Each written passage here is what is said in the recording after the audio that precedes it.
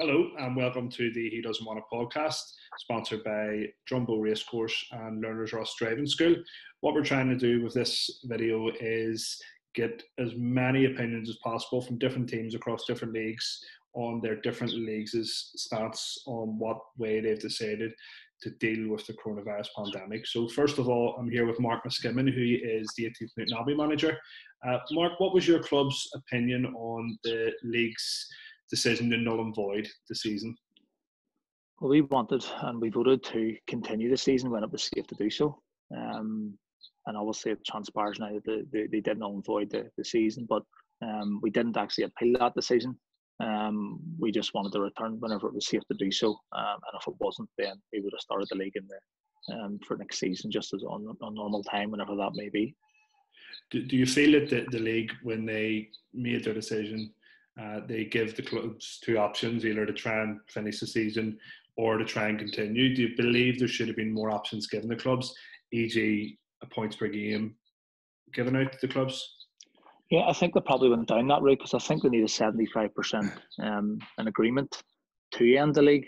So I think they went to go through the null and void, but they didn't get enough of a percentage to do that. So I believe now that they're asking the FA for some advice on that. But I think if they were diluting it even further, you wouldn't have got anywhere near getting a vote. So it's not an easy situation for them. But yeah, we would like more. Certainly the points per game would certainly suit us a lot more. Yeah. But yeah, we wanted to do it on the pitch, and that was really our stance on it.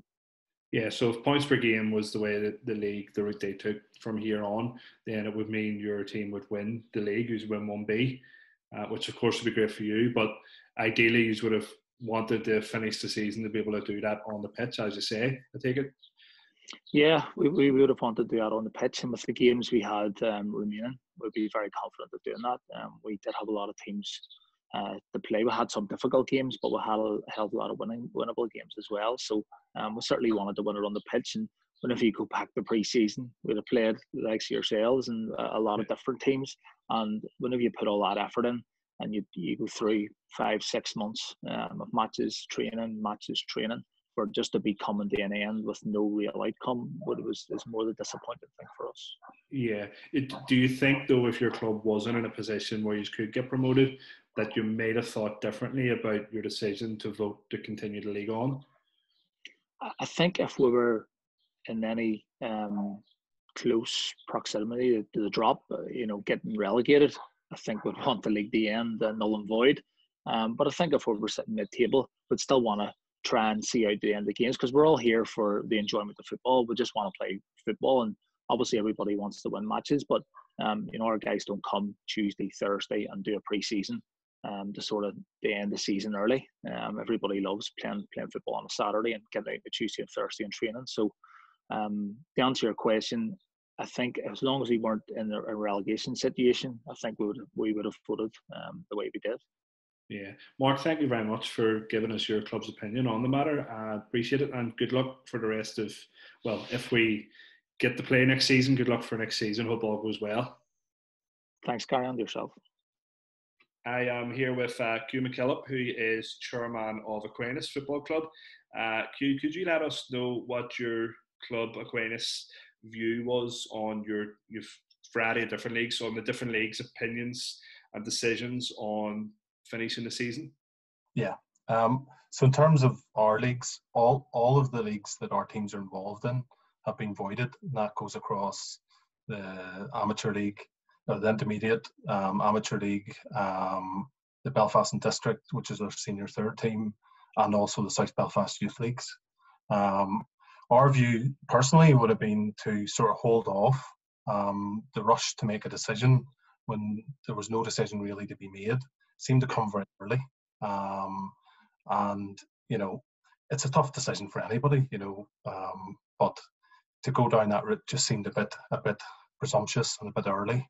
And also in terms of the amateur league and the intermediate leagues, to go down the route of actually asking people but not then giving them the option to void it. I think the question was around, should the season finish early?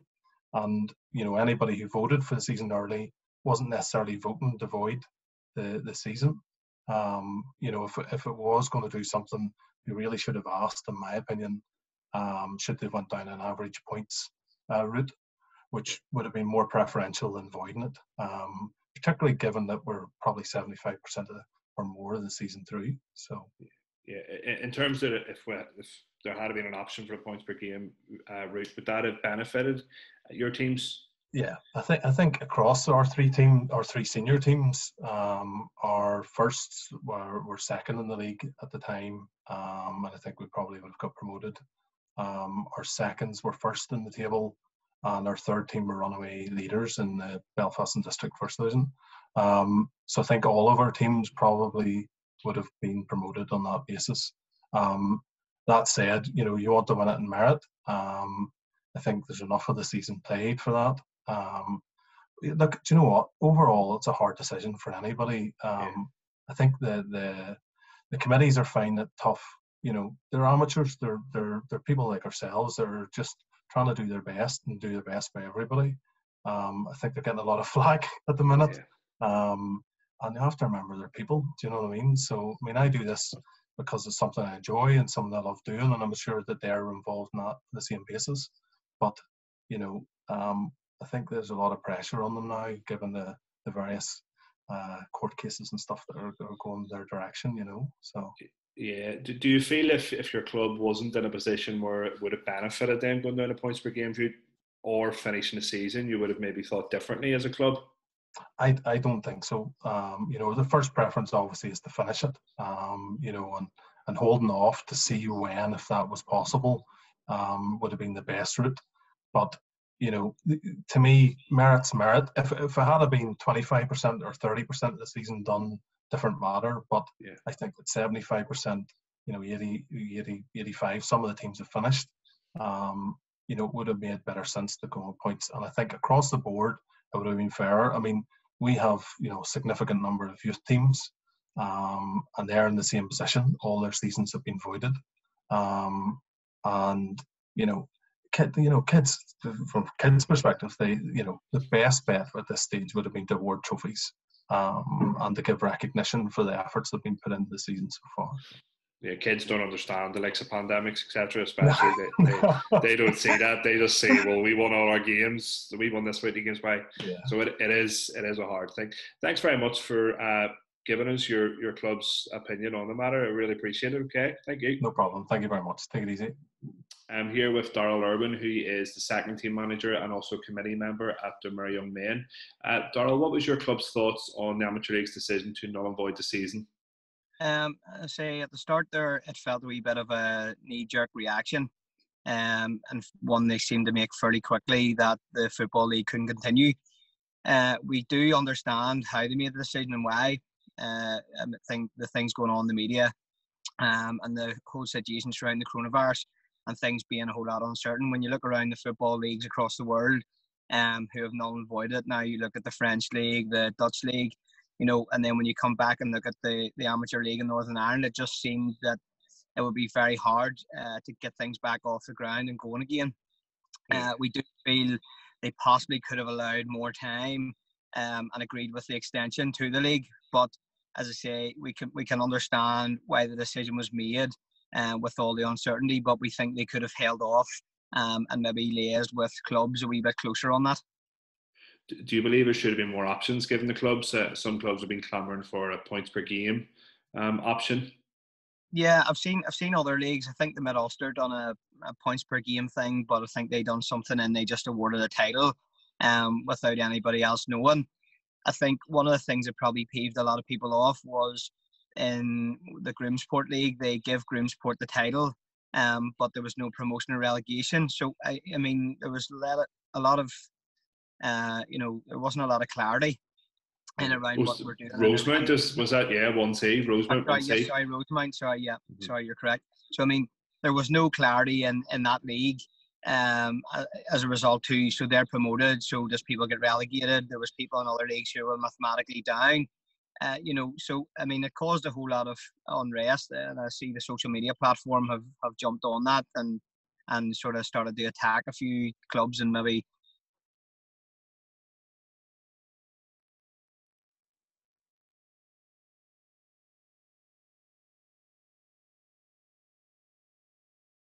it must mean null and void. I don't think they knew themselves entirely what they were doing. So I do feel more input should have been given from the clubs. Yeah.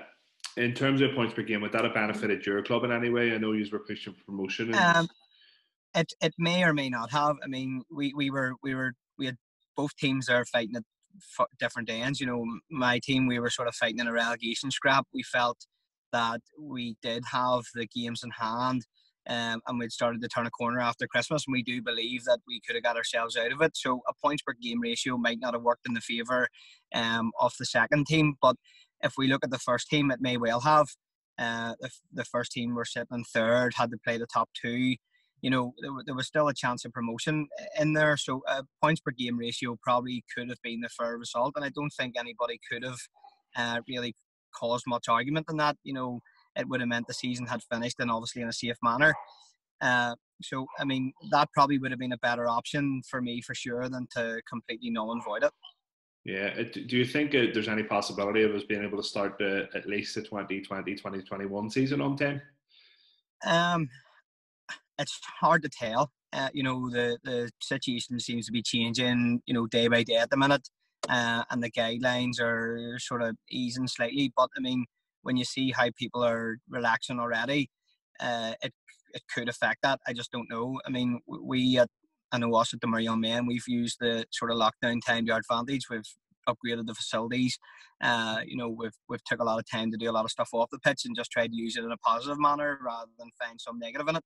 So, I mean, we are at the minute aiming for the season to be starting in September, all being well, until we hear otherwise. I think it is possible, but there may be some guidelines in that from the league. But you know, they'll have to liaise closely with us and your facilities. You know, I've seen something there.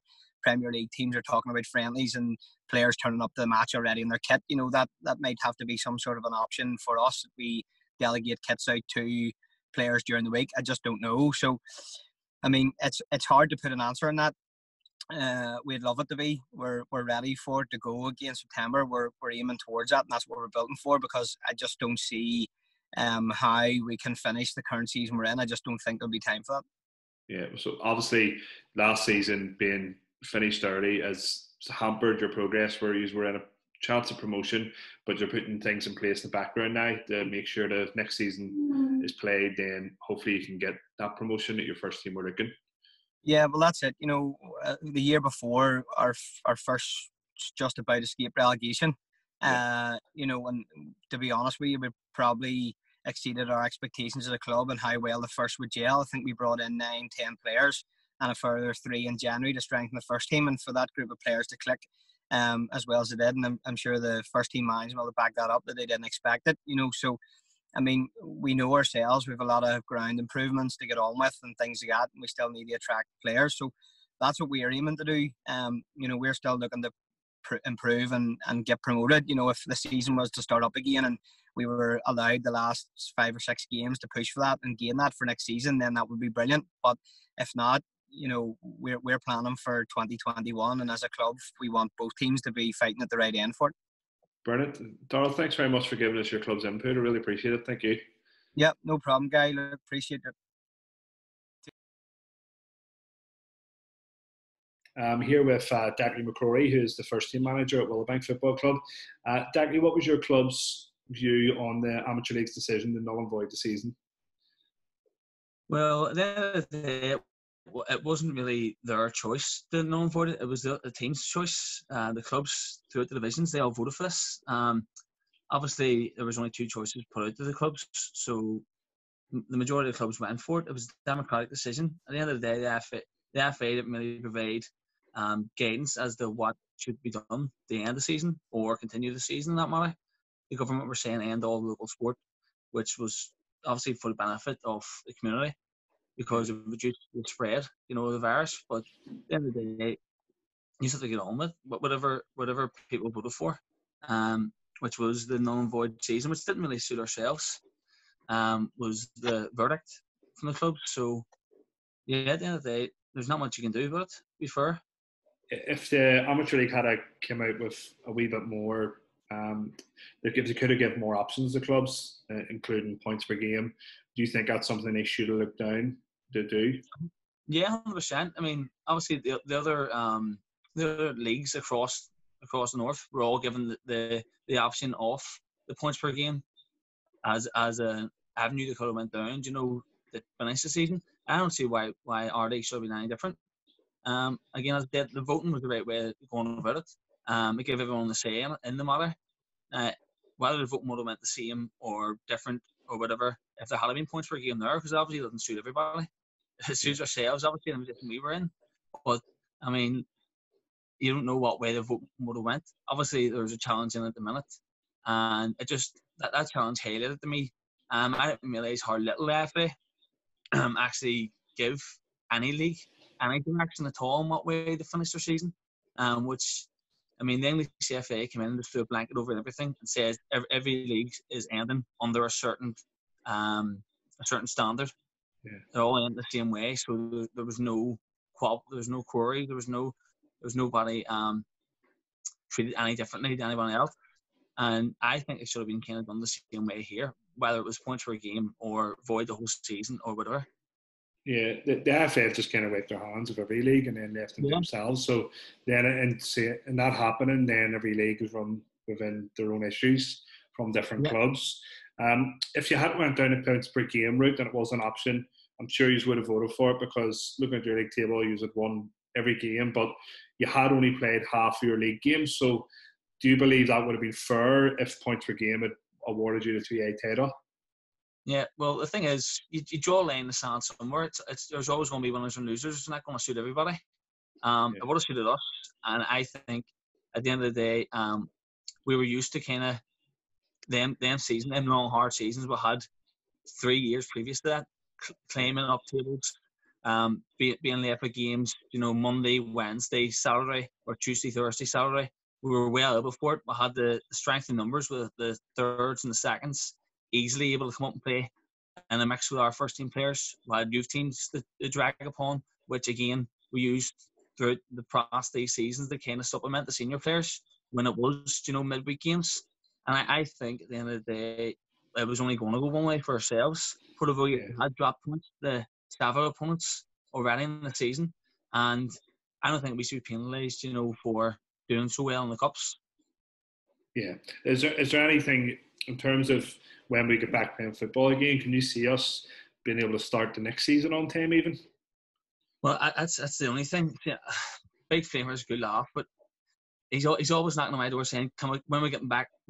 I love to see it. It's brilliant. But I'm also working in a hospital, and I can kind of see, the medical point of view of it. I can see where it's hitting the other end, and I'm going to be sticking by. I know there's other clubs out there already training and already, trying to get that step ahead, but it's not worth the risk at the end of the day. I mean, one person needs to attend that training, and it spreads like wildfire throughout the team. They bring it home with them, and then how would you ever, live with yourself after that if it spread to just say someone's elderly relative or immunosuppressed member of the family or something, and it hits them for 6.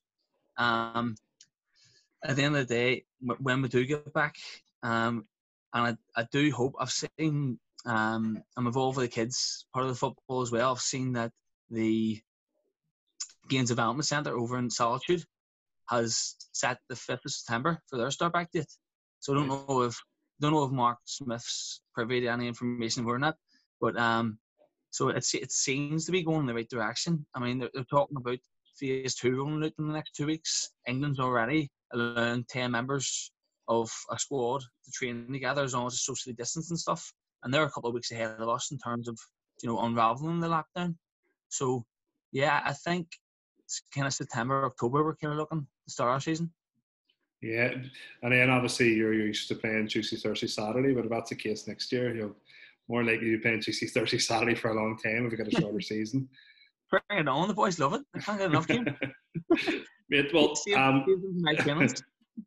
we still don't know. There's still a wee bit of doubt that the season's definitely finished for us over here, or that if it is finished, that's the way it is. It's going to be stuck in stone. If you sort of get promotion, congratulations, well done if that's the case. And if not, then we'll just have to go back and do it all again next year, mate. So yeah, look forward to it. Either way, we look forward to it. Brilliant. Thank you very much. I really appreciate you giving up your time, Dackie. Thanks very much, mate. No worries, yeah. Cheers, mate. I'm here with Jimmy Bryson, who is the first team manager at Donaghadee Football Club. Jimmy, thanks very much for speaking to us today. What was your club's opinion on the Amateur League's decision to null and void the season?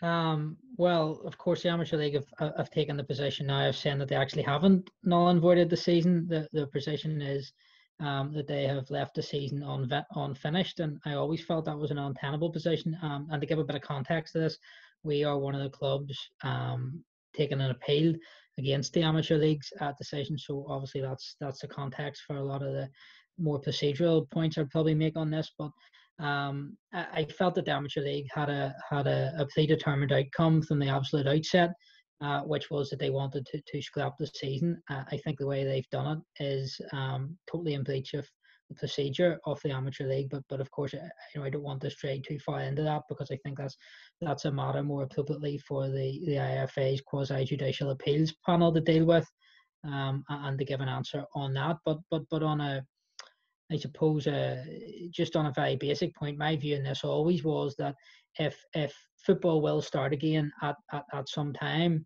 that is beyond dispute. It can only start again, it's safe to do so. I think everybody also agrees on that. So the question then is, when it does start, where do you start from? And my view in this has always been that if a particular season is going to have to be curtailed, then it should be the subsequent season, because for the very simple reason that if you void or otherwise terminate in some way season 2019-20, you're always going to disproportionately harm and disproportionately benefit some clubs over others. For example, some clubs that's in with an opportunity to win things are going to be disproportionately harmed in comparison to clubs who've nothing to play for. Clubs who may be heading for the relegation are going to be disproportionately benefited. Whereas if you took the decision to curtail the subsequent season, then everybody would be, as it were, sharing the burden equally. And that's always been my basic view in relation to this. So I think we've got held up on the traditional football calendar, as it were, rather than completing the competitions which have already started. So you're thinking that there shouldn't be a time limit of when the season should be finished, because next season could be affected more than likely anyway if there's a second wave of the COVID-19 pandemic. Yeah. Well, I've always thought that I probably, whilst that's my view on what I think is the most logical point in it all, I think we're probably at the stage now where if I was a betting man and knowing what I know, and obviously I practice tribunal law, so I'm representing our club in this, and knowing what I know about it, if you asked me my opinion, I would say now probably what's going to happen is that the clubs will be given a vote on points per game or to void the season. Promotion and relegation will be dealt with via the AGM, and they will potentially finish the cups. So I think that's where it's going now. I just don't think we're in a position where they're going to finish season 2019-20 in September, this year, and curtail. Yeah. So I don't think that's going to happen now. So I think we'll have to deal with the reality of the situation where we're at. But I just think the Amateur League were too quick to make a decision. And look, I think a couple of weeks into this, the Amateur League recommended to the IFA to void the season, and that was done without any consultation with constituent clubs. And look, it's a difficult situation. It's a worldwide pandemic. We understand that, but by the same token, I think that we elect a league management committee to represent and to serve the interests of clubs, not to rule over clubs in that sense. So I think there should have been more input from clubs from the outset. But as you say, we are where we are. And I think hopefully everybody wants to see football back, but I do think it has to be done in a way which is firstly in line with the procedures of the league. It has to be done fairly. There has to be an objective standard if awards are going to be handed out of promotion and relegation, and it has to be done in such a way as where people aren't disproportionately harmed by it. In terms of, you said there's probably going to be another way to go about things now with the points per game, finish the cup competitions. As your team, Donegal is in the semi-final of Cochrane Corey, is that the main focus for your club's appeal, that you're able to finish the cup competitions for yourselves? Well, no. Obviously, look, I would be a liar if I didn't say, obviously, I've got skin in the game, in the sense that obviously we have something to play for. Our second team I think they may be sitting second in their league. They're certainly very close to promotion as well, and they probably would be promoted on points per game. But look, I do have skin in the game. Obviously, we've something to benefit from this, and that we do want to finish the cup competition that we're in. But also, for a long time, I have made these points in relation to the amateur league about procedure, about the implementation of the rule book, and I just think that this was an appalling example of how the procedures weren't followed, and so that is obviously a very important point in relation to the appeal as well. But to answer your question, yes, naturally, if somebody said to me now, points per game and finish the cups, naturally I'm going to want to do what's most beneficial to my club. But as an overarching point of view, I just do think that all clubs need to come together and say, we have procedures for a reason. They have to be followed.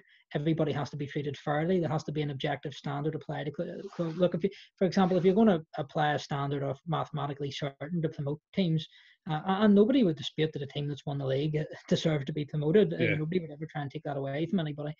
But if you're going to apply that objective standard, then you have to apply that objective standard across the board, and it has to be the same standard applied to everybody. So if a team is mathematically relegated, you have to apply the same standard. I think I'm not sure, but I think maybe a team, Belfast Celtic, had the second team had perhaps won their league, they weren't promoted. So how can you create an objective standard and then subjectively apply it, differentiate between clubs? So I think all of that's in play as well. Yeah, it's important to remember that your own club's not the only club that put an appeal in. There was 2 other clubs that put an appeal in, and there was other clubs that voted to try and extend the season. So there is still a lot of clubs. There's 3 clubs, yeah. There's still a lot of clubs who are interested in trying to get a better resolution on what they've been given. Absolutely. The other thing is as well, though, that the Amateur League's 3rd division, they've always said, I'm almost sure it's in the rules, but I'm sure you've been assessing the rules a lot better than I have, that their 3rd division promotion is not a guarantee win of 3rd division. So there's also the possibility that it could still affect teams, that even if they do a points per game, teams in the 3rd division, second teams might not get promoted as well, which is that something that could affect your second team? It's something that... Yeah, well, I think that the there's a 8.1 is a rule in the rule book which essentially provides for exceptional circumstances in terms of dealing with promotion and relegation, and that can only be dealt with by an AGM. So essentially it's in the hands of the clubs, and that's all I've ever wanted. Look, see, if you follow the procedures, put it in the hands of the clubs, go to an AGM, and 75%, you need a 75% majority at an AGM. You go to an AGM and vote to 75% of clubs vote for a particular outcome, then that's fine. I'm absolutely fine with that. But my problem is it has to be all duck or no dinner. We can't be we're not going to void it. We're not going to conclude it. We're going to leave it unfinished. But then we're going to start promoting people. We're not going to do anything with the cups. We're going to leave them unfinished. They've just made they've tried to be too clever and have made an absolute mess of the whole thing. So I think a lot of these decisions have to be made at an AGM with an input of all the clubs having their say. And I think that's the most important thing, that the clubs have a say as to the outcome in relation to this. And look, there'll always be people that's going to be disadvantaged by this, and that's why my fundamental point in it was always, look, start the season where it finished, and if you have to curtail the season, curtail the next season. I'm a realist. I don't think that's going to happen now. I don't think there's enough people arguing for that, so that's fine. If that's not other people's views, other people's entitled to their views, but I do think whatever happens has to be fair and balanced. Jamie, thank you very much for giving us your club's opinions, and also for shedding light on your club's appeal as well. And good luck next season, if we finish this season, whatever. Good luck to yourself and Donegal in the future. Appreciate that, guy. Thank you. Thank you. I'm here with Shay Kennedy, who is a coach at Ford Football Club's first team. Shay, what was Ford's view on the decision by the league to null and void all leagues? We went through a couple of stages, Gary. Firstly, we went to the management team and had a conversation, and the boys were all in agreement that it was the best way forward. So we took that view, brought it to our committee, and between the committee and ourselves as a management team, we took the decision to vote that way. I guess it'd be great to finish any season, of course, but it would have been a logistical nightmare as well. Like how we would fit 15 hairy arse men into Fullerton Park changing rooms and incorporate some sort of social distancing. I really don't know how or if that could ever happen in the way that things are laid out at the minute. Do you think if our club had been in a position where we were in a chance of winning a trophy or promotion, there may have been a different view given to it? Thought about it a fair bit, and to be honest, obviously people's safety is paramount, and that's the most important thing. But without being in that situation, I find it really difficult to make a view on that one because, yeah, absolutely. I would guess if we were in a situation where we could have been pushing to get promotion, the view might have even came differently from the management team and again the committee. But without being in that situation, I think it's really, really difficult. Yeah, in terms of the league, just deciding to give two options to either try and play the season where possible or null and void. If there had been other options available, say the points per game option where you can get promotion and relegation, or there was some leagues done promotion, no relegation as an option as well. Do you think that would have been a better way forward, and it maybe would have been easier for teams to vote? It makes a bit of sense, yeah, to have that extra option. But I guess when you look at it, some teams won't have had very many games played if they've had a good run in the cups, and that could adversely affect them in the long run. I think you and I had a conversation before. I think there's one team in the Belfast district that's played 3 or 4 league games or something, and they've won them all, so that's a 100% record. Yeah. And does that then reflect what they would have done in the rest of the season? Potentially, they could have played the 4 lesser teams in the division in their 4 games. So it doesn't truly reflect it. But I guess another option might being available would have been good as well. Yeah. Well, in terms of the COVID-19 pandemic, there is the added aspect of people don't know when they can get back playing football again. Do you envisage us being able to even play football next season? I genuinely can't see anything happen until December, January, and around that time. If that means that the season starts in January and there's less games, or starts in January and runs for the normal period of a season, but right throughout a bit through the summer then as well, I think that's the only thing. I really can't see anything happening again until end of this year, tail end of this year, or very, very early next year. That's brilliant. Shay, thanks very much for your input. I really appreciate it. Thank you. No problem at all. Cheers. I'm here with Joe McNeil, who is a player at Crumlin Star, an amateur league Premier Division team. Joe, what was your thoughts on the amateur league's decision to null and void the league for the year? To be honest, I was on the fence. I was disappointed because I would have loved to continue to play football. I was disappointed because I wanted a wee bit of aspiration in order to play football again this season. But at the main thing is common sense has to come into play in terms of health and safety of all the players involved in the league, health and safety of coaching staff, supporters, and again the general public. It has to come into play when you're talking about this pandemic that we're in. You can't just continue to play something that is impossible. You can't continue to play football when players aren't being tested that you're playing against, or players that aren't being tested within your own change rooms. Because I think it's an average of £70 a team, or £70 a test, per player, which is a massive cost. You're talking £1,000. There's only probably one club within the amateur league who could afford them tests. So it is, and we know who you all are. So okay. But other than that, no, it's disappointing because we would have loved to go and try and win 4 in a row. We were in a very strong position. We were playing the best we've played all season. We were starting to get boys back, whether it be we Smurf come back from Crewe, scoring goals again. Pidgey came back in, started playing again, who offered full commitment, and we were starting to get a good run on form. Tommy Lamb had sort of his best form this season so far after being out for 2 or 3 years with a knee injury. So we were doing well. So we were. The decision was just null and void the league, and that was it. So, do you think that they could have held off longer, or do you think that we're not going to be able to play football for a long time? I believe that they should have took a wee bit more directive off the IFA, but the IFA and even the executive within our country aren't making decisions. They're leaving people in limbo. No, you look at the hospitality sector, you look at the catering sector.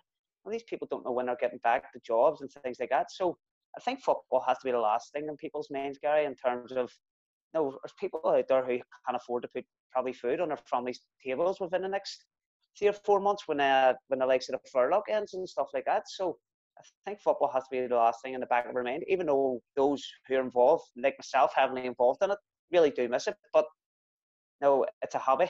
No, it's not life or death. I know it is life or death when we go into a game. I know it's life or death when it is a hobby and tapia, but there's more important things to worry about, especially in these times. Yeah, there was been a bit of clamour the last couple of weeks for teams saying that there should have been an option for points per game to decide the league winners. Would your club have voted in favour of that, or would you be against it, do you think? Again, we would have been quite comfortable. So if you had a panel involved in doing points per game, then what you would have looked at is when you go to Tuesday, Thursday, Saturday games in March, Crumlin Star always win their games Tuesday, Thursday, Saturday. So you look at the last 3 years, any panel doing a points per game ratio will know the people who are challenging us this year, like East Belfast and Ballynahinch. No, the last 3 years, they haven't got nowhere near the same points tally as us. They haven't, when it comes to Tuesday, Thursday, Saturday, they always fail off. But that's when we come into our own, that's when we're at our best. So if you had a panel, an independent panel within the amateur league doing points per game, surely we would have been, they would have had us top the league anyway in terms of experience, in terms of winning mentality. We would have done that. But also, I think it's quite silly, Gary, as well, because East Belfast have played 10 games. We've played 12 games, so we have 26 games in our league. So we have 14 games. East is 16 games to go. It's more than half a season we're still to play. I think it's crazy trying to do that at this stage of game. Yeah, so especially with a lack of games both teams have played, you're saying it wouldn't be a good option, but also because you're coming to a point, you would have been coming to a point this season where you're normally really strong, so it wouldn't have went in your favour if I had won points per game at this stage, but that's when you would have been at your best, so it would have helped you if you had been able to play on. Yeah, definitely. There's so much this season still to go. No, for all clubs, where down the bottom relegation, who was Drummond S? I think they're near enough I think they struggled this year, so they're near enough relegated anyway. But around the top, you have Ballynahinch, again, they could have had something to say. You have Crum United who were floating about there. Macalata had still a good chance of a strong run. Again, you have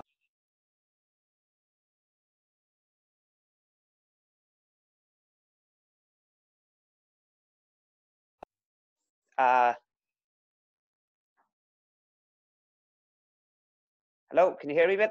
Yes, sorry, go ahead. Apologies, mate. My phone went there. You have Macalata, Ards Rangers, who again rejuvenated as of late. They would have 2 points off, boys. No, I mean our league got a hell of a lot stronger from after Christmas. I believe. I believe before Christmas, sort of people in cups, players away. But from after Christmas, new managers have come in and started putting their stamp down and things. So I believe the league's got a hell of a lot stronger, and I believe that things are really going tough for people. Tough for teams in the league. I believe points would have been taken. There's no way any team's going to win the amateur league unbeaten this year. There wasn't. There definitely wasn't. We done it last year. We went the whole league campaign unbeaten last year, but that was last year. You can call it luck, you can call it whatever, but everything went our way. Very rarely in a league campaign at any level does everything go a team's way, and it just worked for us last year, and that's why again we've done the iconic treble and put ourselves in a plate. But that wasn't going to happen this year. It definitely wasn't. Our league's got, I believe, the league got slightly stronger, so it has. managers and teams are a wee bit cuter, especially the way we play. Teams are used to playing against us now, and we have to change things up, and things do get harder. And that's the case. East Belfast again, they'll understand it as well, because they lost a man who scored 67 goals for them, and Danny McKee. I mean, it's hard to replace that sort of at any level. So they have a massive challenge in their hands in terms of how do you create that goal threat that has. We're lucky enough that we have goals from all over the park, but losing a man who scores that goals, it's really tough at any level. So it is. Yeah. So your opinion now is just draw a line under this season, forget about it, move on to next year, and then go to challenge again. Yeah, I think so. I think what we need to do now is put this to bed, put this season to bed. Everyone just null and void. Again, I feel sorry for the teams who were vying for promotion, and I feel sorry and also feel sorry for the likes of the teams who wanted to get relegated to rebuild again, because it's tough. No, if someone else are going into our league next year, I don't know what they have, or if they're going to bring in a hell of a lot of players. But if not, they're really going to struggle again, and that can't be fun playing football like that. So it can't. Yeah. It really can't. But I think we need a directive from somewhere that's going to let us know when we can start training again, when we envision competitive football is going to start. It means boys can get excited. It means people can start to think and start putting plans in place, especially coaches and managers and committees, things like that. Because again, you know yourself, Gary, amateur football clubs aren't cheap to run. You know what I mean? Yeah. I think expenses for an amateur football club, you're talking 20,000, 30,000 a year. So you need to start generating funds from somewhere, so you do. Yeah. Joe, thanks very much for that. I really appreciate you giving your club's opinion on the matter. Best of luck next season. I hope all goes well for you. Yep, 100%. Thank you, mate. Okay, I'm here with Brew McCall from Magalata. Just to ask your thoughts, Brew, on what you think about the Amateur League's decision to null and void the season for this year. Gary, I think it's the right thing to do. I know we had voted. I don't know if you're meant to say it publicly, but yeah, we had voted against, the league continuing. I just think there's way bigger fish to fry than continuing the Amateur League. I know we spoke before there about like Scotland. If Scotland cancelled their top division, like it doesn't really make sense to play the Amateur League or the intermediate, Premier all the way down to junior football. Like, what's the point, And then when it's not even like what you should do. Like, well, and what's the alternative? Like, how are you meant to get the games finished? Where are you meant to get the games finished? Do you have all the logistics of it? Do you have referees? Do you have pitches? I just think it makes sense in terms of looking after people's health just to scrap it. Yep, no worries. Thank you very much. Appreciate that. Cheers. I'm here with Davy McAlinden, who's the Shankill United manager who play in the Premier Division of the Amateur Football League. Davy, what was your club's opinion on the Amateur League's decision to null and void the season? Gary, I think that I was for voiding the season. I think it was the only logical decision, to be honest. And why they've went back on that is probably a legal thing, but I can't see any other way of ending the league the way it is. In the Premier Division, there's teams on 21 or 22 games played and teams on 11 or 12. So too much of a gap to have. People talk about this points per game and all that, or average and stuff. I don't think it works. And I just, there's more to life in football sometimes, especially, in the amateur league that we're involved in. So I don't think there's any other way of deciding what would have happened, and I don't even know when we'll be back. So, let's draw a line under it, as hard as that is for some people. Focus on when we can actually start another season. It's my opinion. Yeah. Do you think if you had been in a position where you were potential of winning the league or maybe winning a cup trophy, you may have thought slightly different about it? Possibly, you may be right, but in saying that, I've spoke to a couple of managers who are in those positions, and they're of the opinion that, look, it's just the way it is, unfortunately, and if we're good enough next year, we'll be in them positions again. So people are seeing the bigger picture, I think, and well, most people are seeing the bigger picture, and I think that's. I just don't know. I mean, the professional game started back and they're spending millions of pounds on testing. How can the amateur league start back? What time frame is on it? Yeah. I just can't understand how you can finish off the season and then start again. Or I just think the logical thing is, as hard as it is for people, is just draw a line under it and try and focus on when it is safe to start again. Then we start a new season. Yeah, is it a worry now that next season could be affected? Therefore, for you, I think absolutely. I can't imagine that we'll start August, September. I just can't foresee it. Obviously, you don't know what tomorrow brings, really, but the way things are at present, at the start of June, looking at it, the way things are not being lifted, I just can't imagine that we'll ever start. We'll certainly not start in August the way we're meant to. Yeah. Well, thanks very much for giving us your opinion, Matt Davey. I really appreciate giving up your time.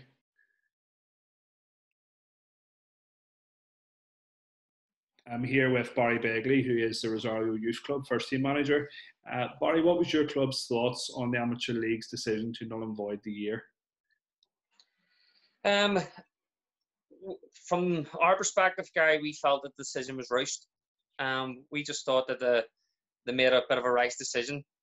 We had heard, even after a week of the pandemic hitting back in March still, that there was whispers about them going to null and void the league.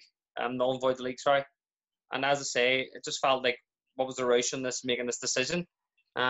We didn't know when football was going to be played again, and obviously at that stage football seemed a bit irrelevant.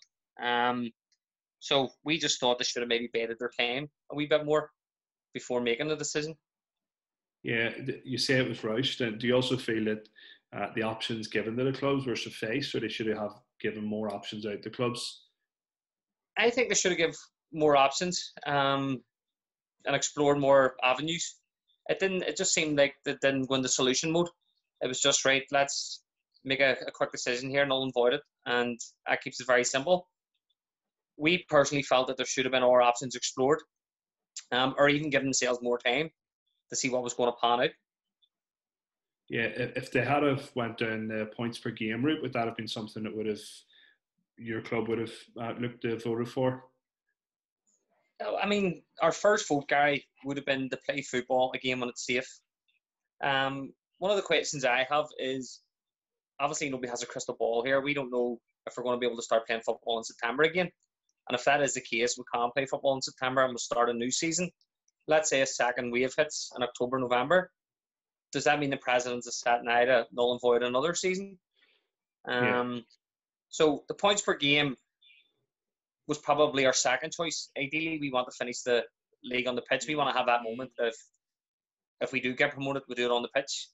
But obviously, for the integrity of the league, I feel that there has to be some kind of conclusion to this league before we're going to start another season.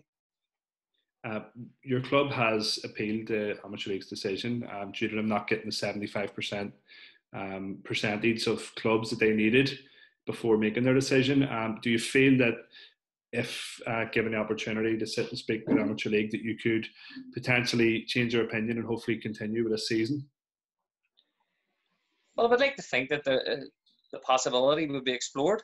As it says, I mean, we respect everybody's decision, and we hope people will respect our decision to appeal as well. And the reason we appealed is we feel that, yes, nobody could foresee a pandemic was going to hit, but we've put a lot of hard work in going back to last June.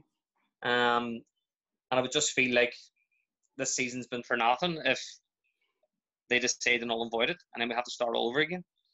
Yeah, it's a lot of effort. A lot of effort to put in for amateur players, and then at the end of the season you get nothing. I'm sure it'd be hard. It is, but as I say, I mean, and it's not sour grapes on our part. Yes, we were sitting in a good position and possibility of going up. So we just feel that we deserve some kind of closure on this season before we embark on a new one. Yeah. In terms of what has happened with the coronavirus pandemic, you said earlier that you think there's a possibility that there could be a second wave. We might miss part of next season. Do you envisage us being able to start at least the 2020-2021 season in time? I hope so, because having no football it's already hard to see him. But I would like to think. I mean, I'm watching the trends on TV and just obviously listening to the news and stuff, and there seems to be real progress getting made. And every day seems to be a bit more good news in terms of places opening, being able to see more friends and family. So I would like to think that if things continue the way they are, we should be able to start getting back on the field pretty soon. Yeah. Your club, of course, was in great position for promotion this year. Do you think that if you had been in a different position, maybe sitting in mid-table, that yourself and the club may have thought differently? I mean, I'm not going to lie and say we went for an appeal. Probably not, if I'm being totally honest. But I still personally would have been happy enough to finish the league, no matter what position we were in. Now, if you ask me an honest question and say we went to the lengths of appealing the decision, probably not, Gary. But certainly I would have been in favour for finishing the league on the pitch. And I would have had sympathy for teams that are in our position if it was reversed. Yeah. Barry, thanks very much for giving up your time. I really appreciate you giving your opinion on the matter and shedding some light on your club's reasons. Thanks very much. Yeah, no worries, Gary. No problem at all, mate. I'm here with Mark McGuinness, who is first team manager at the Murray Rec, who compete in the Amateur League. Mark, what was your personal thoughts and your club's thoughts on the Amateur League's decision to null and void the season? To be fair, obviously with the coronavirus and stuff like that, it was a massive, obviously, shock that they've done that. I feel as though they've done it a wee bit too early, to be fair. I thought they maybe should have went in line with obviously the Irish League and stuff like that, but I think making the clubs vote maybe took it out of their hands, really. And obviously, when the clubs started voting and stuff against it, obviously the majority said, let's finish the season now. Then I think they only had one option. But to be honest, I think it was a little bit soon, too soon for my liking. Yeah, they seem to be one of the first leagues that go for going down the voting route. In terms of the voting, they didn't get their 75% that they needed by their rules. Do you believe then that they should have held off in making the decision then once that was confirmed? Definitely, yeah. I thought once they obviously gathered the information and then maybe, as you say, held off for a couple of weeks and maybe obviously sought more clarification and stuff like that. But just to go in, like, we were asked to vote maybe on a Friday, and by Tuesday or Wednesday it was, it was decided that it was nil and void. You know what I mean? So I think it was a wee bit too soon and too early. And obviously we've never been in this position before, so you know what I mean. Well, you can't really blame them. But I thought if they'd have maybe held off maybe another couple of weeks, then things could have maybe changed. Do you think there should be more options given the clubs? I.e., some people spoke about a points per game option. Would that have benefited your club in any way if they had done that?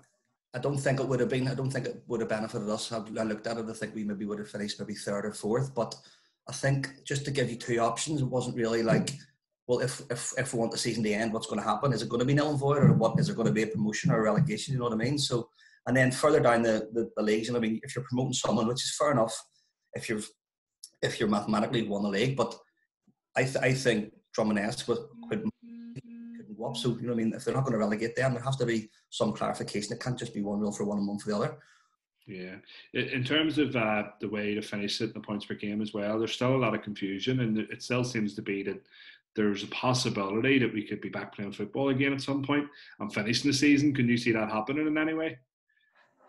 I don't know whether they'll return or anything like that, but as we said, there's obviously clubs appealing it. You know what I mean? So you have to go to the IFA to see what the situation is there. But I could see, you know what I mean? I would say if they had left it go for a while, they wouldn't have put themselves in this position, because I think that the season can still finish.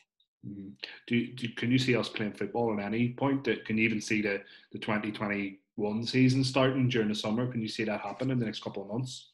I can, to be fair, yeah. I can think, you know what I mean? They're saying it's nil and void now. So are they going to make moves now to start? You know what I mean? When are they going to say, right, we can do this? Obviously, they're going by the government and stuff like that. But I could say maybe another 3 or 4 months you could be playing again. Yeah, well, hopefully then, if we are able to compete next year, then you were in a good position to get promoted this year. It's unfortunate it's ended up the way it has.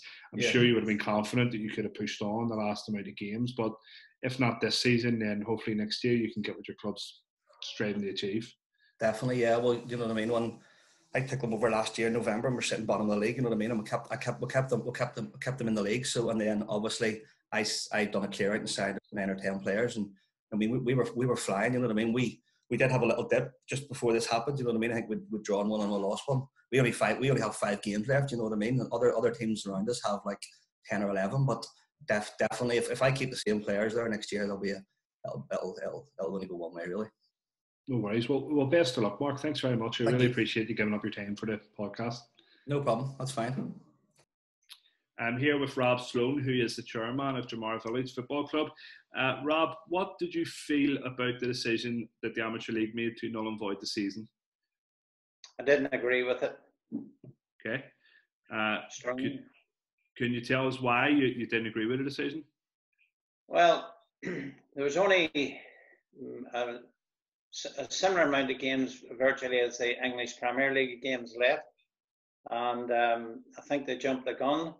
And because we have such a small fixture list, excluding the cup ties, Gary, 26 games. I think we had 8 or 9 left, and they could have played those games in 2 weeks. Or sorry, 2 months, 8 weeks. So they could, and we could have, because it's such a small league, they could have started the next season, September, which would have given plenty of time. I have a good friend, he's a heart surgeon, and he's well clued up, and he's told me yesterday on the phone that this pandemic will be, in his opinion, will be virtually non-existent by the end of August. Right. So the main thing for you was that there was no consideration of time. They could have held off making a decision, waited to see what would happen with the R rate, and then maybe played a season before the start of next season. Yeah, exactly. Yeah, 100%, Gareth. In terms of the options they give the clubs amateur league, there was 2 options, option A and option B. One option was to null and void the season. The other option was to try and continue the season. Do you believe there should have been more options given the clubs? Of course. Well, in life, Gary, and in business, the more options you have, the better chance you have of coming to a positive result. Yeah. And a result that suits the majority of the clubs. Would there's a couple of people spoke about points per game. Would points per game have benefited your club, do you think? Would that have put you in a promotion position? Points per game, Gary, to me, is not about how it would have benefit my club. It goes against the very ethos of wanting to play 26 fixtures to the final, and as I say, they closed it down far too early, in my opinion. Do you think there's a possibility that Amateur League could change your decision given the current appeals put in by certain clubs? Well, Gary, we're just at the start of June. Even at the end of July, if they reconsider starting at the end of July, August, you're talking about August, September, and October, end of October, middle of October, you're ready to start the next season. There's plenty of time, and even if you have to go further than that, sure, instead of finishing next season in May, you could finish it in June or July. Yeah. Do you see? Sorry, time's not the problem. Yeah. Because cancel. If you have to, cancel the cups, but let people play out what they set out to do in the first place. Mm-hmm. Do you see it as an issue more for that in terms of the pitches? What the Amateur League are saying is that for the junior teams within their divisions, that they could be they can be not able to play games at certain times of year because of the council pitches. The council pitches close during the summer and then reopen again. Do you think there should be councils brought into this conversation so that it can be played? Or do you just believe that the intermediate clubs should at least be able to finish because they have control of their own pitch? Well, Gary, you just the way I look at it is, if you take the pandemic itself in relation to our assembly, our government assembly, or the UK government, they've embraced everything and everyone and every business and every aspect. So why, if they can do it in Northern Ireland with the Assembly and do it in the UK with the UK government, surely to goodness the football authorities can follow the same example, Yeah. Do you believe there's a bit of blame to be put on the AFA as well, because there's been no directive given from the AFA to any leagues at all? Well, Gary, this is a touchy question because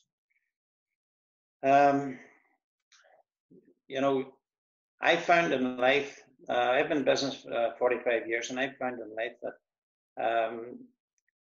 a lot of people who are running organizations, whether it be sports or business, etc., they're not qualified to be in that position, and I don't want to go into names or whatever, but we have had experiences with the Amateur League, the IFA, down through the years, and so has lots of other clubs. And common sense, I think they've used Tipex to delete common sense out of the dictionary. Right, okay. Rob, thanks very much for giving us your opinion on it. I really appreciate it and giving up your time. I'm here with Ram Whelan, who is Secretary of Belfast Celtic Young Men who compete in the Amateur League 2C. Ran, what was your club's opinion on the Amateur League's decision to null and void the season? In terms of null and void, we probably would have wanted to extend the season based on the two teams of where they currently stood in the table. Extension would have been the best option for us, but people's health and safety comes first, and it was always going to be a hard decision. But we did vote to extend the season when asked. Do you believe there should have been other options given the clubs, e.g. points per game option for promotion, relegation, or just promotion like other leagues did? In terms of the vote that was first asked from the Amateur League, I thought there would have been then a second vote after it. Yeah. So I just didn't think that the decision would have been we can't finish the league. I thought they would have then worked out how we finished the league because it couldn't be completed. So that sort of surprised me a wee bit. Your first team, they weren't top of the league when the season finished, but if it had went down a points per game route, would that have had you down as either getting promoted or champions? As it stands, if points per game was to come into it, we would have finished, both teams would have finished top of their leagues. Yeah, and your second team, I remember reading online, your second team had basically clinched the title as well. 3F title, was it? Yeah. Yeah, so the seconds had mathematically won the table, or won the league, and when the Rosemount situation came out, it was a wee bit hard to take, I have to be honest, trying to explain to boys that one team had been promoted to basically declare champions, and they wouldn't. And explaining that to lads who had basically already celebrated winning the league was hard. Like. Yeah, because they've won the league mathematically, they've had their celebrations without picking up a trophy. Now they've found out that they're not going to pick up a trophy. I'm sure that was hard for especially clubmen and administrators in the club like yourself to explain to players. Yeah, definitely. They obviously had a night celebrating, and then 2 weeks later they find out that it's not going to happen. I think what annoyed the boys more was that they didn't get promoted, or they won't be getting promoted. That's obviously our club's aim, is to try and get up the leagues as quick as we can, and that worked with first and seconds. So I think that annoyed the boys a wee bit more.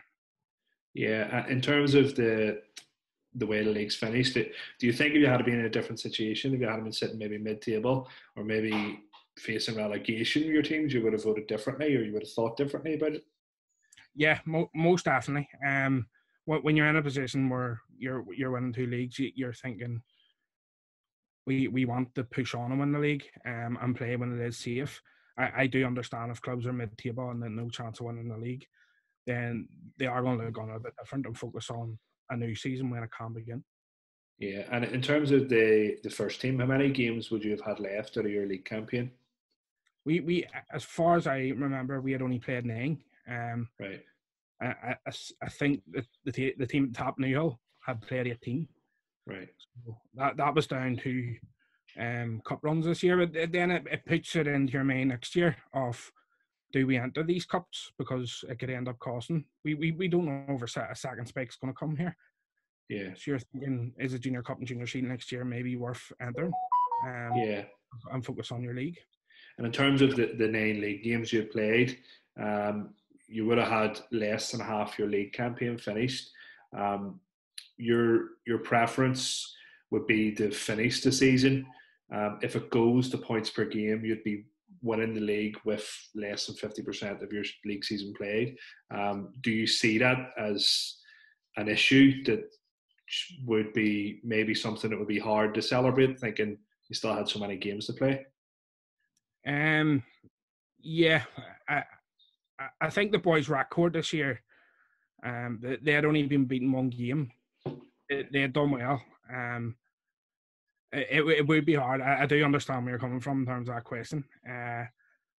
But again, promotions are our aim. So if it was to help us get promotion, then we would gladly accept it. Yeah, so you wouldn't be worried about the trophy there, just as long as you got promoted. It's the main thing, yeah. Yeah, I've spoke to all our management team, and every one of them have their aim at the start of the year was to get promoted, and that it still is as it stands. Yeah, well, as a club, you've been very successful the last couple of years before you entered the Amateur League. So you've come into the league and you've done very well this year. It's disappointing that the way it has finished, but hopefully next season your club can push on and gain the promotions that you deserved this year. And your second team had done it already, and your first team were on course for it. So hopefully next year you can get what you deserve, mate. Yeah, mate. The head's down, and what we're focused on next year. So we'll take everything as it comes and work hard for it. Thanks very much, Frank, for giving up your time, mate. Appreciate it. Thank you. All right, thank you very much, bud. I'm here with Jim McCurdy, who is the Top Mona Young Men Secretary, who compete in 2C of the Amateur Football League. Jim, thanks very much for coming on. What was your club's opinion on the vote which took place for the Amateur League's 2 options, to either try and continue the season or to null and void the season? Well, once it came through, don't get me wrong, we had promotion in our own hands. Would have been a tall order maybe to say win the league, but it was still possible, you know. But we were also in the quarterfinal of Clarence Cup. But when it came out about the epidemic we're in, there was only one choice for us: that our players, staff, supporters, is health is paramount to us as a club, you know. So it was a no-brainer for us. You know, said we're disappointed, yes, but say people's health has to come first, you know, in our eyes. Yeah. In our eyes. Well, it's refreshing to hear that you took that mentality over trying to look for the plaudits of winning football games. Absolutely. No, there was no hesitation on our part. Was part of that down to, do you think it might be a long while before football might even be an option again as well? Well, it could be, but now that we thought it was done and dusted, we were starting to get things in place for next season, you know. So we had sort of forgot about this season. You know, yeah. Said all in up to now, that 3/4 of the season has been successful for us, you know, as the first season as an amateur league club. But onwards and upwards, you know, when we get out of all this. Yeah, especially first season 2C team and then getting a quarter-final in the Clarence Cup, some achievement. I'm sure you're disappointed that run has ended. Oh, absolutely. But quarter-final was a way to kill it. It was a good day out planned and all for us, you know. So I hope it would have went down and caused a wee shock. Yeah. But in terms of the way the league brought out the 2 options, do you believe there should have been another option put in place for a points per game mentalities which would have affected promotion or relegation? Would that have helped your club in any way if that had been done? No, because it's going to cap us to 2C next year. Right. You know, so we would have lost out to New Hill by 0.01 of a point or something, you know. So because we had still, I think it was nine league games or something left to play. In those 9 league games, did you still have to play any of the top teams who were pushing for promotion? Yeah, but still to play Belfast Celtic. Belfast Celtic at home. So obviously then, if you're to play Belfast Celtic, promotion was in your hands in those games that you had left to play. Yep, absolutely. We're, without blowing our own trouble, we're more than confident of securing promotion, you know. Yeah. Well, Jim, thanks very much for giving us your opinion, and no problem. Good luck for next season. I hope all goes well for you. Cheers, mate. Thank you. I'm here with Stephen McAlorum, who is the Belfast Celtic manager. Stephen, you're in the Ballymena Intermediate League, is that correct? Yes, that's right. And your league, what route did they decide to go down after the coronavirus pandemic?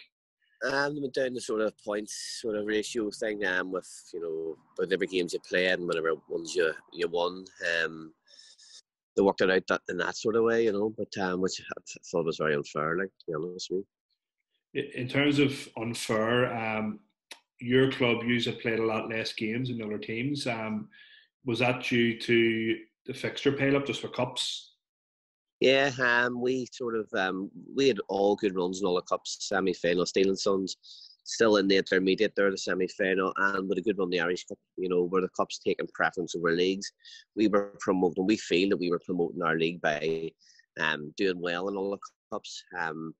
I feel that, you know, the league didn't help us in any way at all there.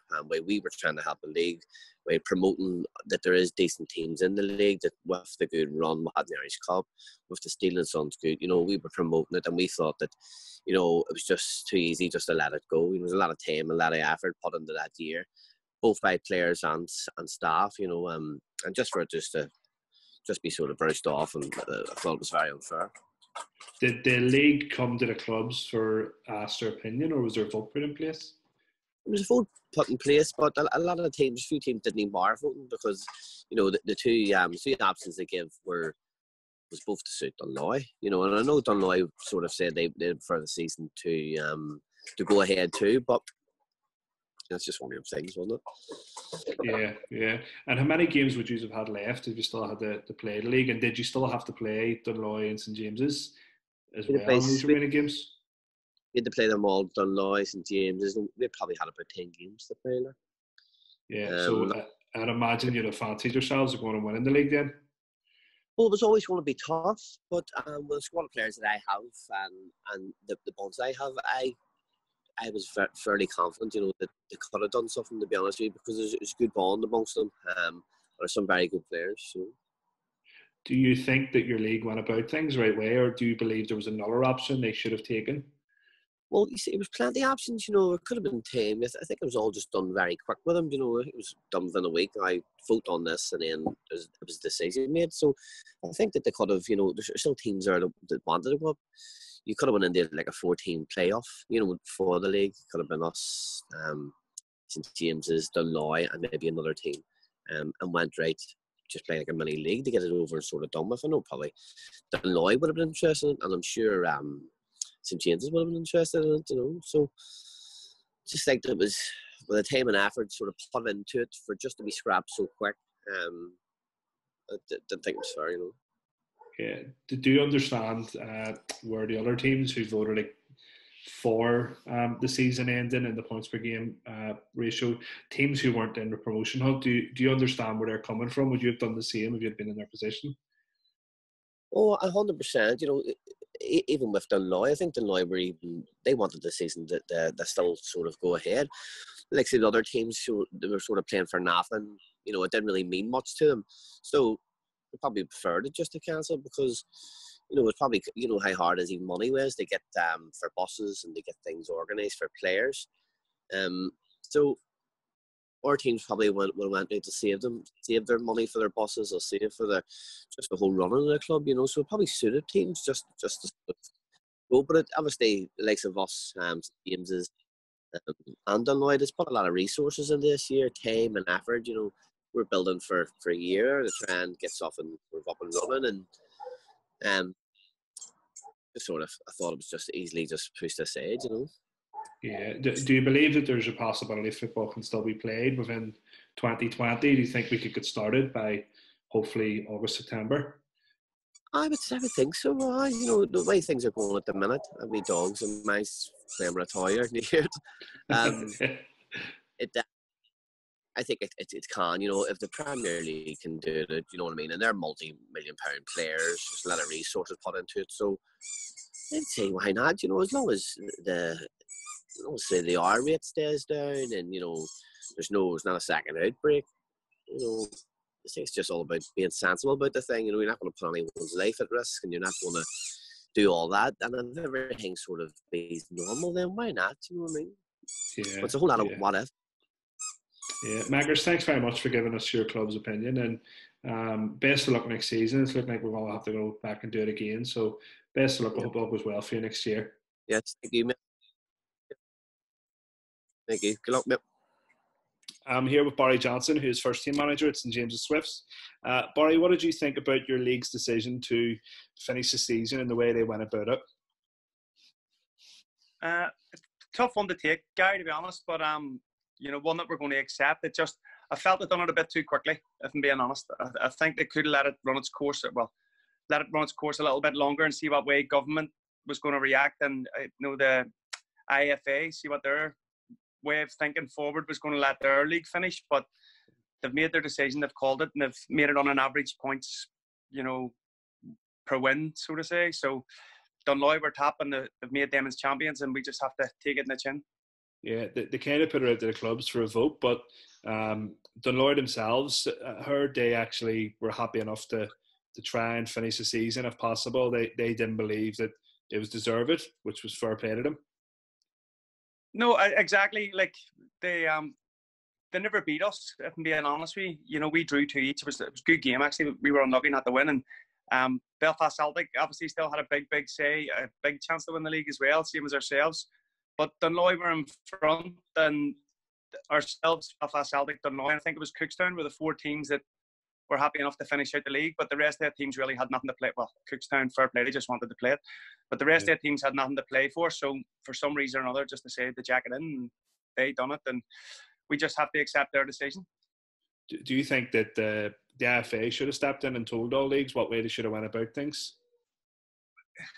Probably a bit more leadership, yeah. No, in hindsight, yes, a bit more leadership in the IFA and saying, look, just hold off, because they were doing it, so there was no reason at all. You know, like we have less people at games, with less probably interaction, you know, like less media there, less, like I say, less people attending games, less medical staff, you know, everything. Like we a couple of hundred at a game, the players, one a referee most games, so there's not even 3 officials there in most games. So yeah, I think we're probably in a better position to finish the season than the Irish League, if I'm being honest, you know, because of how little people attend our games and how much little contact there is, you know, in and around the ground.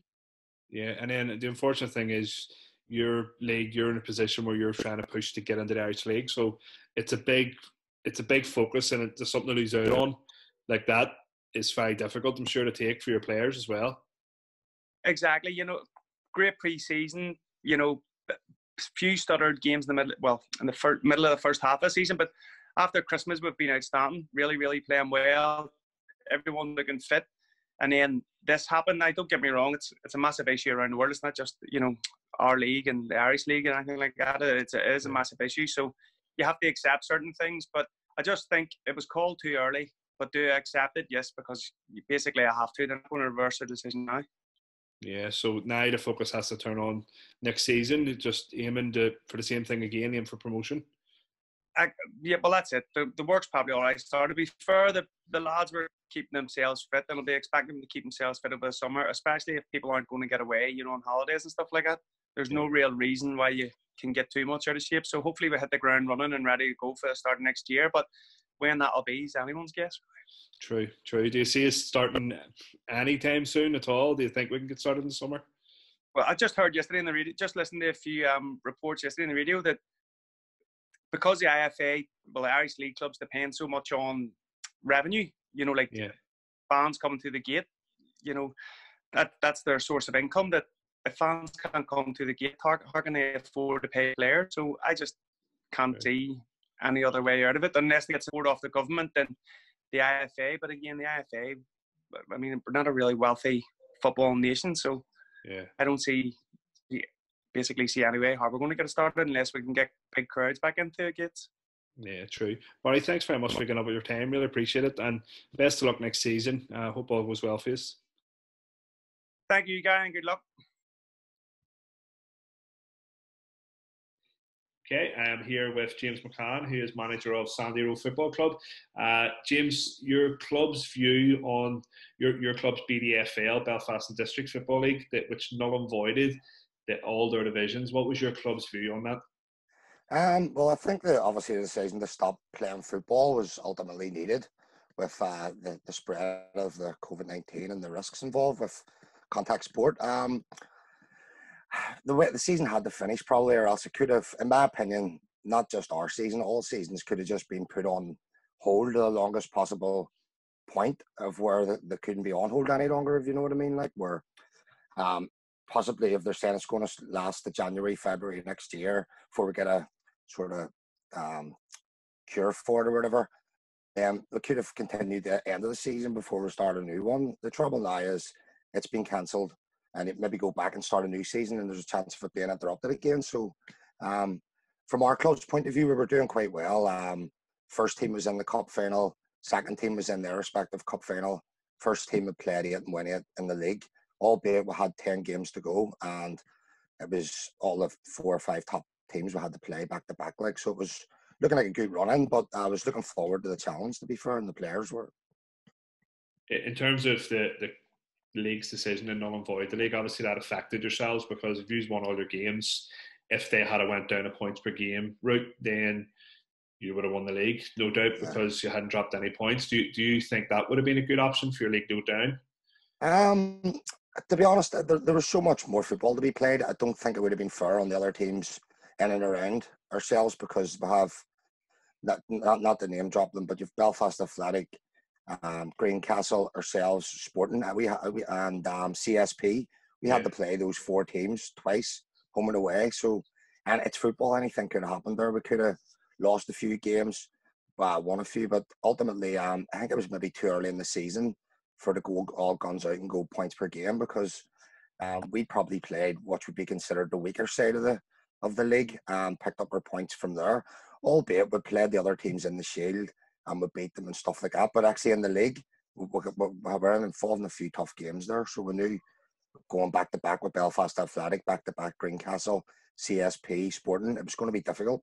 So I think maybe if it had been like over 50, 60, 70% of our games played, then it might have been possible. But I just think we probably played 40% of the season. So it was going to be difficult to, go on those figures. It's very noble of your club to think like that, because with winning all your games, although it was only 40% roughly of the games played, you could have easily said we want to push our league to go for points per game. You're almost a victim of your own success in the Junior Shield and Junior Cup, where you've had a bit of a run, though you could have had league games played, and maybe you may have been looking at the situation a wee bit further. In terms of the league cups, you were still in the league cups then, I take it as well, well, we were in the supplementary cup final, the first team. We were due to play CSP. So that would have been effectively 3 times we had to play those before the end of the season. Same, the seconds were in the final of their cup with Berlin Swifts. Again, second team's been formed about 4 or 5 years ago, and they've never been in a final. So it was a big thing for them. As much the first teams tasted success in the Southampton League, winning cups and getting the finals, but the seconds, personally, I used to manage them for a couple of years before I moved on to the first. So it was, they got in the final before us, and it was like, I was so pleased for them. So I'm actually a bit more gutted for them, if not, the whole club is in general. But I just thought that it was the first sort of bit of a monumental thing for them. They hadn't been there, so it was nice. Would have been nice to get the final, but planned to have a new kit. We started up a youth section there last year. So we'd spoke to the parents, we were going to get them to lead us out and stuff with be mascots and stuff. The kids were, it's mini soccer from age 4 to 9. So the kids were loving it, like they were looking forward to it. And, but sure, must go on. Like, you're definitely a club on the up, and with recent success, and this season was heading towards success, hopefully for a couple of your teams. So if not this year, hopefully next year, the success will come your way that you deserve. Yeah, well, that's what I'm hoping for. Like, we've managed to have been speaking contact with the players constantly, and everybody seems to be on board, and nobody seems to be getting their head turned elsewhere. Our squad is very, very young. Probably on a Saturday, our average age is 23, 22. There's maybe one guy in his 30s, and that's it. Like, when we played yourselves, like, we've got to build a team now to last us 10, 15 years. We're looking to go forward, obviously, as a club, but as you said, it's bounce back next year. In general, we've enjoyed the Belfast District Football League there. We've only moved over this season. Found it very well run, very fair, fixtures all in advance and all, and no complaints there. And the way it wrapped up, it's unfortunate, but I can't really see any other way they could have done it. Like, it would have been, the only other way I could see it was actually just not wrap it and put it on hold, see where we go from there. But if you're going to call it close this season, for us to win in points per game would have been probably a travesty, and the other teams would have felt aggrieved because each one of them could have took 6 points off us. So I really appreciate you talking to us today. Thanks very much for your opinion on that, and no good luck for next year and pushing forward. No problem, Guy. Thank you, mate. Thank you. All the best. Bye bye. I'm here with Kevin McVeigh from Cummins Sport and Football, who are competing in the Belfast and District League this season. Kevin, what did your club think about the league's decision to null and void the whole season? Well, I think from the onset, we were starting to play well towards the end of the season, winning a lot of matches and stuff. But the main aim was this year was to sort of finish strongly and then move on. We had an application in for the amateur league. So I think it's trying to keep the team together now, because the league is finished. And it's actually, most of the players that say we're disappointed. Everybody wants to play football right up until, May at least, end of April, start of May, So I think it was a big disappointment. I think maybe they called it too quick. Yeah.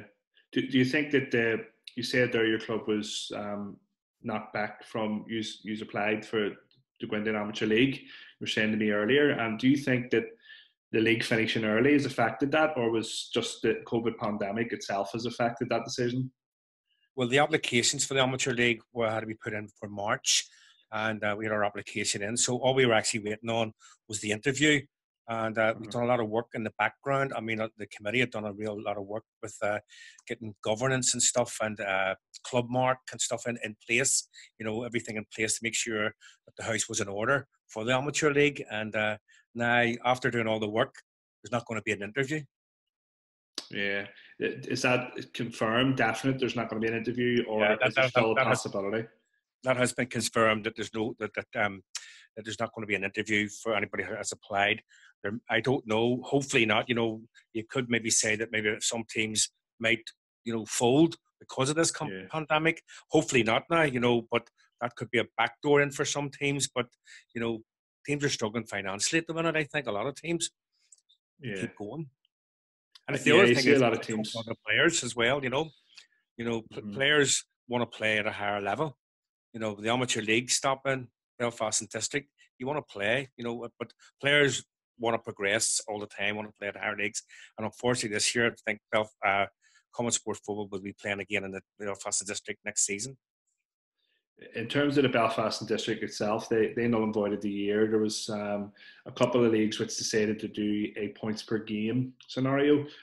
Would that have been something your club would have been in favour of if the league had decided to do that? No, I don't think so. I don't think people want to win. We're going to win something. They want to win it fairly.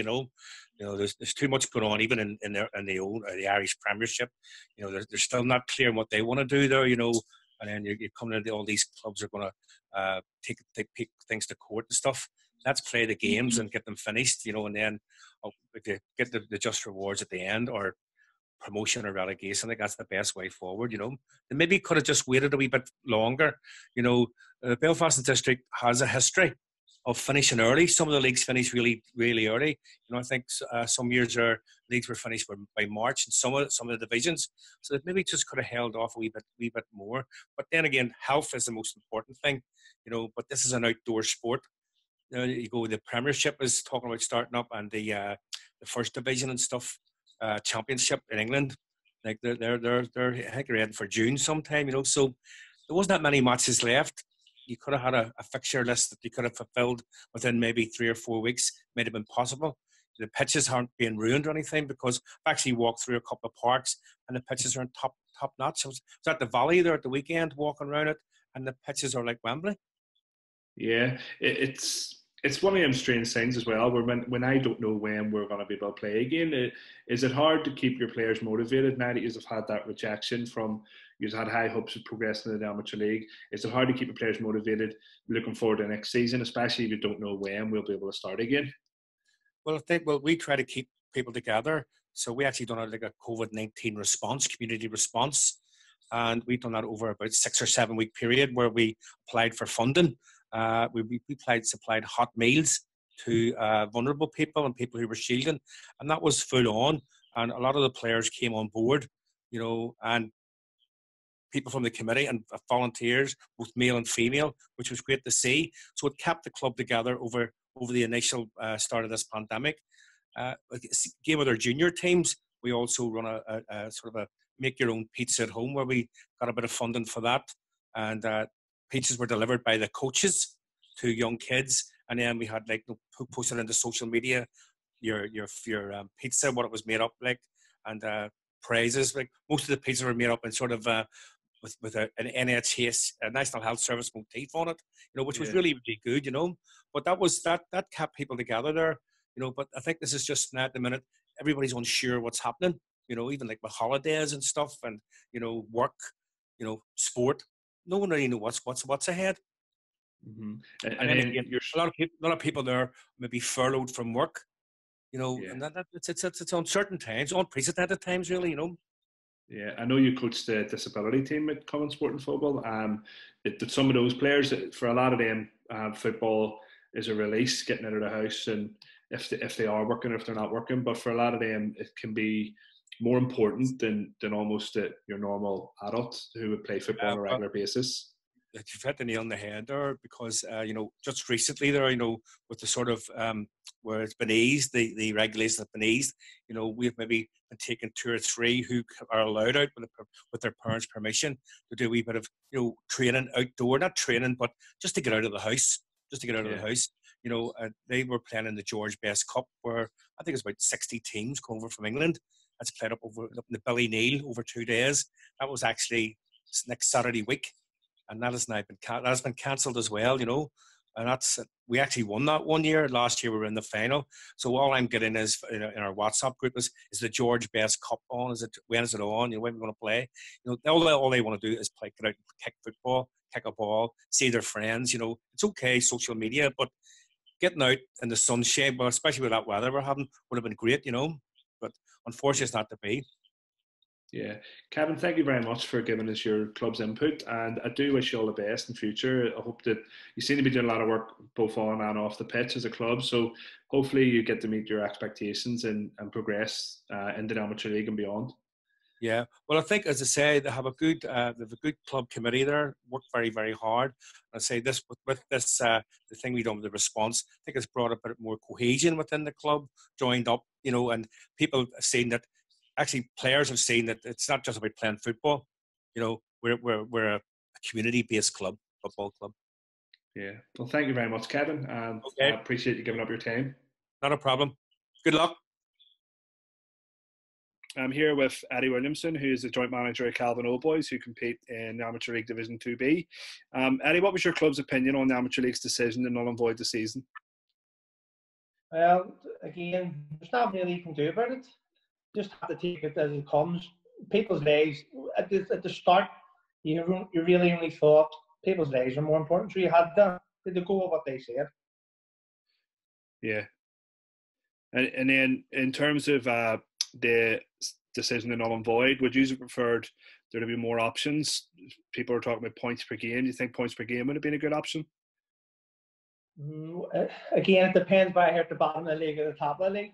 So people at the bottom of the league would have said, no, it's not really fair. Or people at the top would probably want, if you're in the top 2, the games are left, they'll probably says, oh, well, that'll get us promoted, so why not? Yeah, in terms of your own club, would points per game have helped you? I know you were 9 points off with 3 games in hand. The top of the league. I'm no good at maths, but a few of the boys were saying that if it had went down to points per game, we had to finish second, which would have been good enough to get promoted. It would have been tough on the teams below us who had games in hand as well, but that's what it is. What it is. I'm sure the main aim for yourselves this season was to get back up into 2A, so I'm sure your boys are a wee bit gutted at the way it's finished then as well. Yep, 100%. When we come in 2 years ago, our ambition was to get the 2A and maybe push, if we get the facilities, which we have now, to push the intermediate football. Yeah. So a few of the boys were fuming that it was called because we're on a wee bit of a run.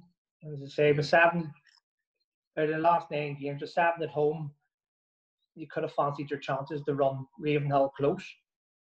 Yeah. In terms of the way the season's finished, there's no cup competitions left anymore as it stands at the moment. Do you think there's a possibility that this decision could be changed and we might be finishing our season? There's been a couple of appeals put in. Heard there's a few appeals. I'd probably be selfish. I would love to keep going. Yeah. Because again, football, Tuesday, Thursday, Saturday. You go to football for a smile on your face. Get you out of the house, as I say. Get you away from the wife and kids for a few hours.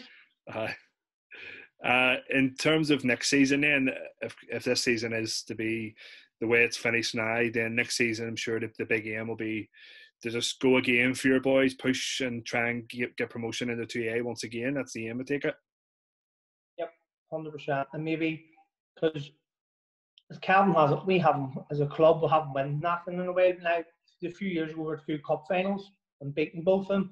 So, yes, I always want the league to win the league. To win the league, you're the best in the league. Where it's not always, you're not always the best team if you win a cup. You could get a wee bit of luck here and there.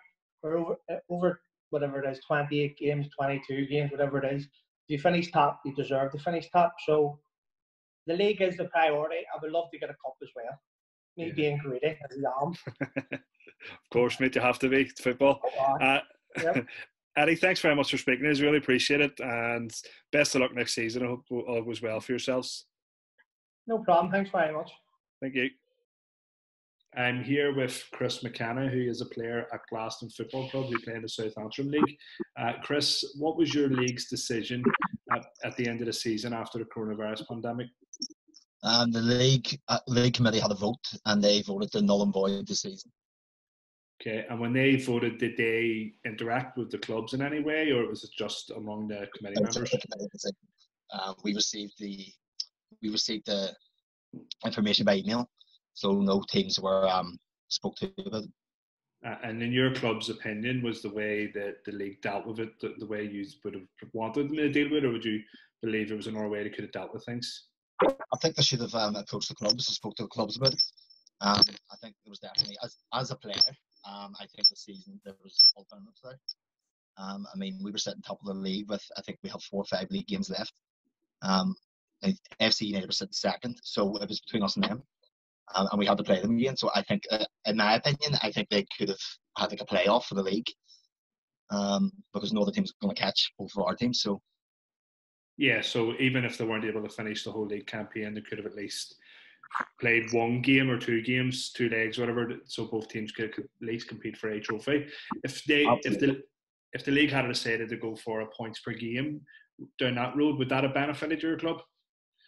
Well, I mean, if we had won our remaining games, because we still had to pay FC United at home, so we had won the rest of the games, we'd have won the league.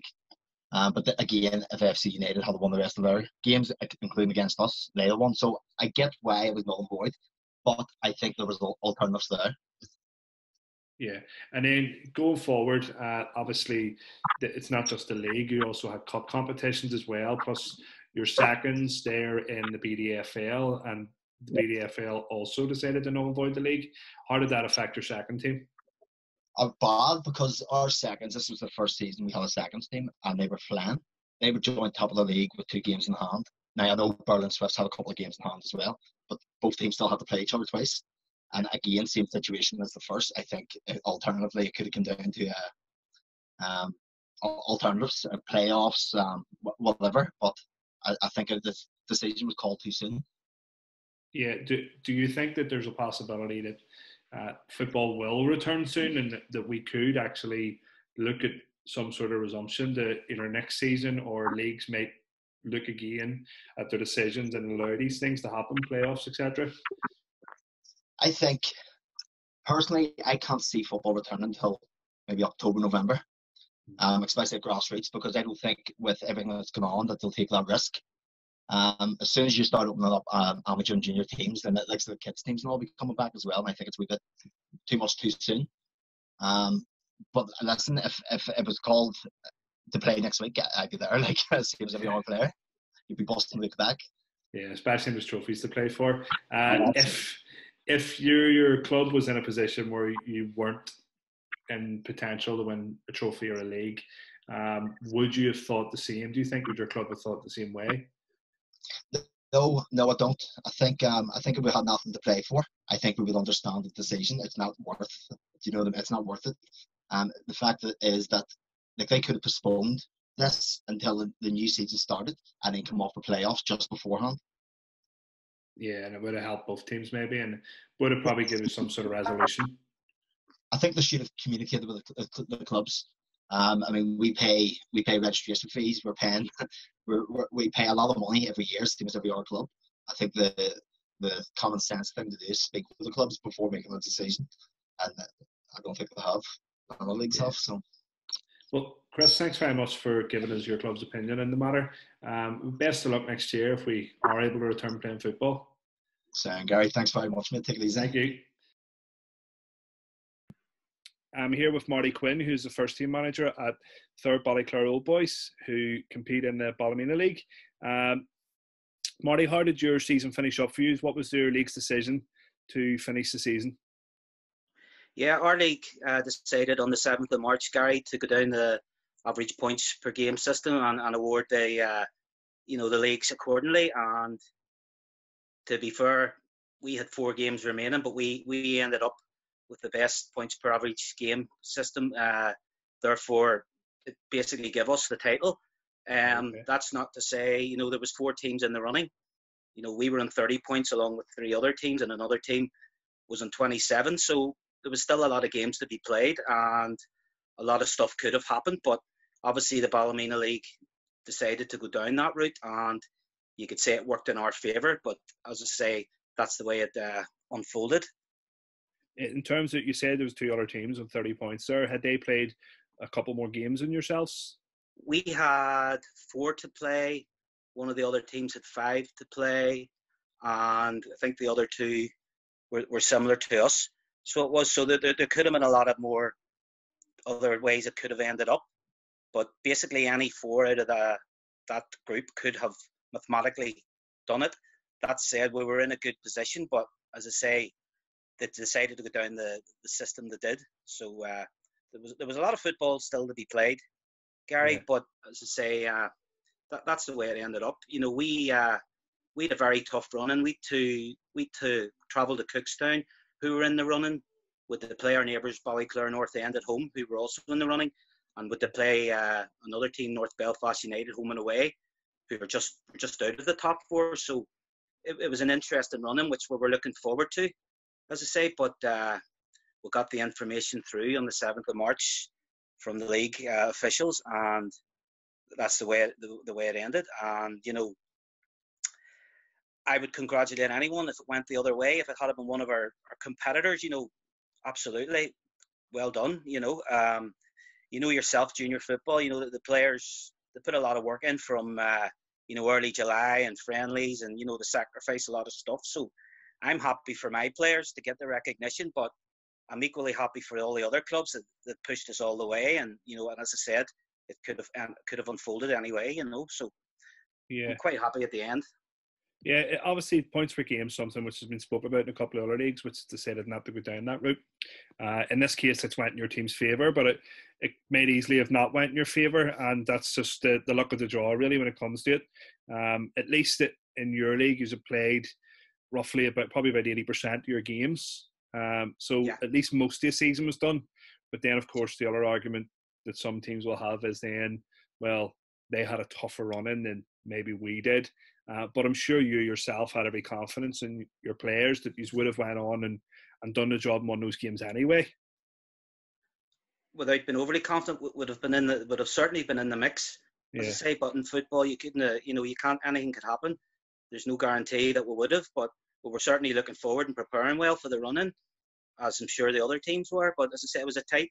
I think we were 2.14 points per game, and I think Brantwood were 2.08. They were right up our arse, and I think they played a game less. So, as I say, I've had no negative comments. I've had a number of text messages of congratulations, which is good in sport in nature, and I'd have reciprocated that myself. So, obviously, would have loved to have played the games and had a day out down to Cookstown and made a day of it, and what would have been, But as I say, it's as I've seen on your podcast, it's just unprecedented situation, and that's just the way it worked for us, But as I said, I'm happy. I think at our level in junior football, for the work and the effort the players go in, I'm quite happy with the outcome, particularly maybe, albeit down maybe a lower level of football. But I think the players deserve it, to have a medal, and come the time, maybe some sort of presentation. And, obviously, as far as I'm aware, we'll be promoted to Junior 1, which will be a big step up. So hopefully come pre-season, we can start preparing and moving forward. Yeah, obviously any player and any manager would want to win it on the pitch, because the main thing is that you get that feeling when you're on the pitch, you've won the game, and then you get to celebrate with your teammates. It's almost, you've worked hard, you feel like you've deserved it, but it's almost an anticlimax, do you feel, once you maybe get that trophy handed over to you because of the way it's worked out? It certainly is. I've won a few leagues, albeit as a number 2, at Ballyclare Comrades, Reserves, and when I first came to our club, I'm now in the 5th season, but this would have been the first one, maybe as my own man, but plenty of time ahead, and we'll keep plodding away at it. It's a good club and we enjoy it, and that's just the way it is. So just keep working hard, and you never know what can happen in football the next day or the next season. So it's all about young lads, and we've a mix of young lads and older lads. We've a good balance, just going out on a Saturday and burning off a bit of steam and enjoying themselves. And if success comes your way with the effort applied, so be it. But yeah, I'm delighted. But it would have been nice to have done it, and obviously played out the 4 games and done it in our own right. But that's not to take away from the achievement. Yeah, of course, the plan now for yourself and the club then is to plan ahead towards Junior Division 1 next year. Do you think your boys will be ready for the step up? Yeah, I do. I think the squad I have would be more than capable. You've some good strong teams. You've your Killy Moons. You've another Cookstown team. You've Rathcoole, they're all extremely strong. White Abbey, Castle Star. I'd be more than happy remaining competitive, as we generally always do. We usually don't let ourselves down, and if the players just keep training, and I've spoken to 1 or 2 players, but I'm definitely not pushing hard to bring anyone in overly that I don't think would improve what we have. But yourself, it's just getting them out training and getting healthy numbers. With us only having 1 team, it can be a wee bit difficult. A couple of lads miss training through work, the numbers could be, you want to keep them double figures, at least 10 to 14, which can sometimes be difficult with 1 team, but we generally do okay in that department. So it'll be just more of the same. My assistant Robert Clark helps me out a lot, so me and him do it together, and a few of the senior players muck in. So it's a good wee setup. Well, congratulations on your achievement. I think personally there's nothing to be taken away from it. You've done the work for the majority of the season, and you deserve the credit that you're getting and the promotion as well. And best of luck next year. I hope you and your players are very successful in Junior Division 1 next year. Thanks, Gary. I appreciate that. That finishes the podcast for this week. Thank you for everybody for listening we've had over 20 clubs now contribute, and everyone's had an opportunity to have their say. I'd like to thank our sponsors, Drumbo Park Racecourse and Learners Ross Driving School. We'll be back with another individual interview with a player or coach next week. Thanks very much.